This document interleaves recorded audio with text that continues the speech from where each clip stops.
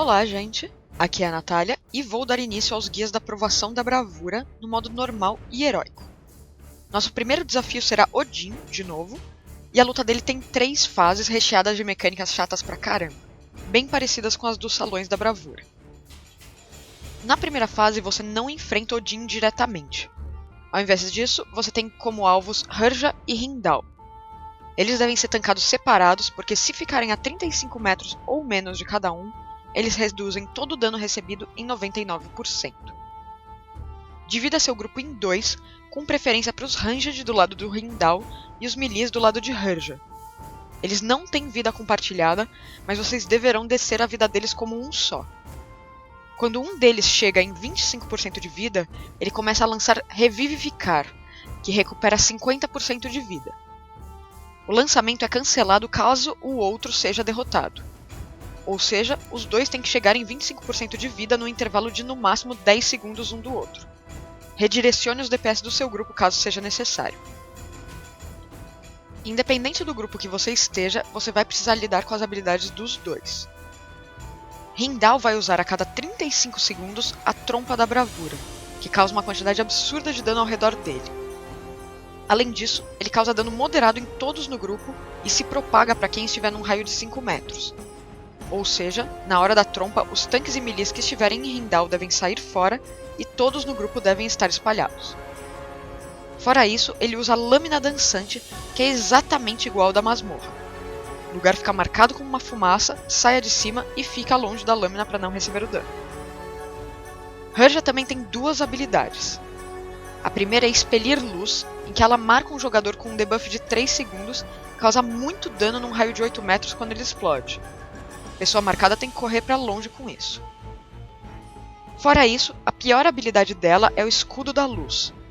Ela marca um jogador e depois de 3 segundos ela lança um raio de luz na direção do alvo, causando 6 milhões de dano e empurrando para trás.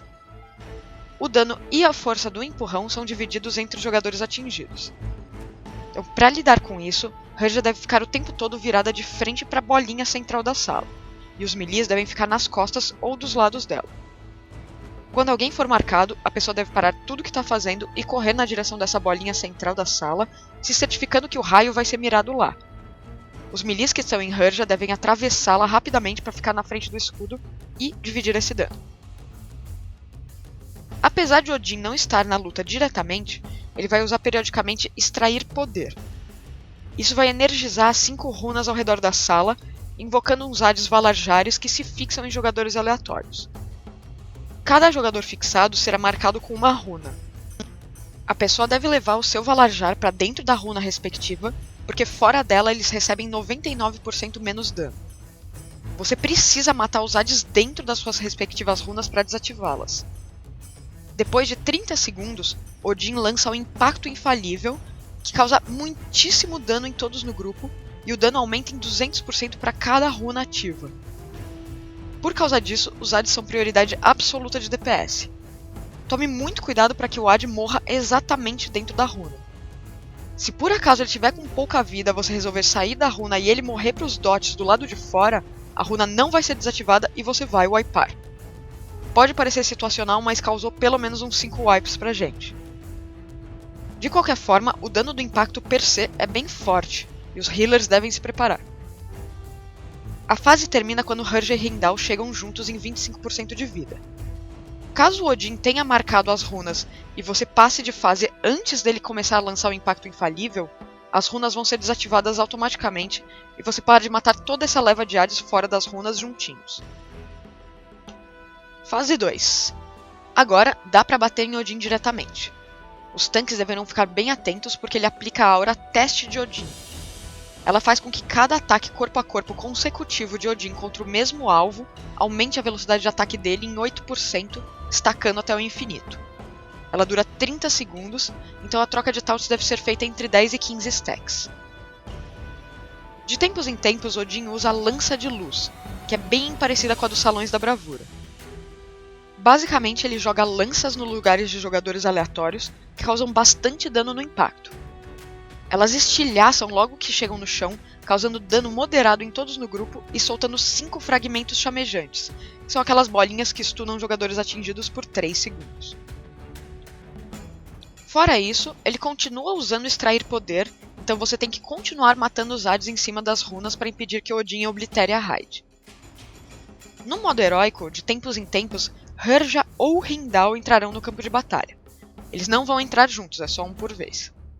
Eles devem ser mantidos a 35 metros de Odin, senão tanto eles quanto o boss receberão 99% menos de dano. Eles usam as mesmas habilidades da fase 1, mas como você só precisa lidar com um de cada vez, fica bem mais fácil. Eles vão descer para o campo de batalha com a vida cheia, e eles vão embora quando chegam em 85% de vida. Então, se os seus DPS virarem bem forte, você mal vai ter que lidar com eles. Quando Odin chegar em 55% de vida, ele passa para a terceira e última fase. Você não terá mais que lidar com nenhuma das habilidades anteriores, o que significa nada de Valajares, nada de Herja e nada de Heimdall.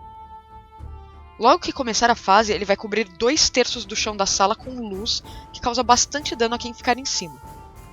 Cada 45 segundos, o terço da sala que estava livre vai ser coberto de luz, e um dos terços que estava coberto vai ser liberado.